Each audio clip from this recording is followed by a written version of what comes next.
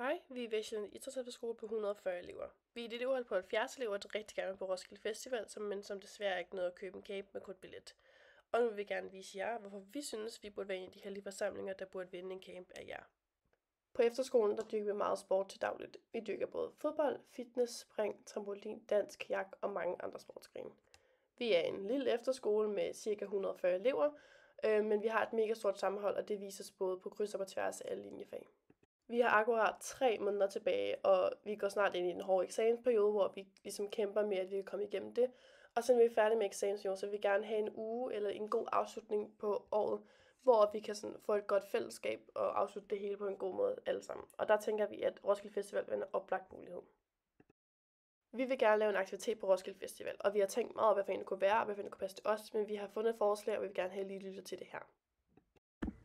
Vi har tænkt os på Vestjyllands Idrætsefterskole, at vi vil lave en aktivitet, og der har vi tænkt ret meget over, hvad vi kunne lave, men også hvor en aktivitet, hvor vi alle sammen kunne være sammen om det, og folk udefra også kunne med til det. Og derfor tænkte vi, at man kunne blive sponsoreret enten Tuborg, eller Carlsberg, eller Heineken, eller noget, og man så kunne lave sådan en øldag, hvor vi kunne spille beerpong, ølbowling, eller have sådan en ølbong, hvor man sådan kunne møde alle mulige nye mennesker på pladsen, og vi kunne skabe et godt fællesskab og sådan en god stemning rundt omkring med de øldage og sådan, så vi bare kunne blive sponsoreret af Tuborg nemlig. Og så at vi så kunne skabe en hyggelig dag, hvor folk bare kunne komme forbi og lige få en ølbong, eller spille beerpong med os, eller sådan noget.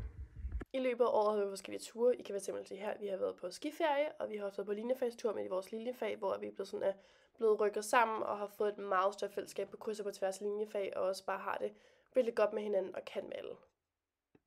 Som tidligere nævnt er vi ca. 70 elever, der er gang med at sted på Roskilde Festival og gerne vil afslutte året på en helt fantastisk måde. Og det ved vi bare, at vi vil kunne gøre på Roskilde, for at vi som kunne få den der afslutning, bare vil være helt perfekt for os.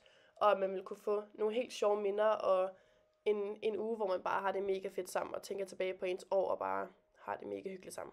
Her i marts måned, der har vi været rundt i Danmark på Sjælland og lavet opvisninger, og det har virkelig også styrket vores fællesskab og fået et meget godt sammenhold. Så der kommer lige video af vores kampråb her, som ligesom viser, hvordan vi står sammen og har et mega stort sammenhold på kryds og tværs af alle, både drenge og piger.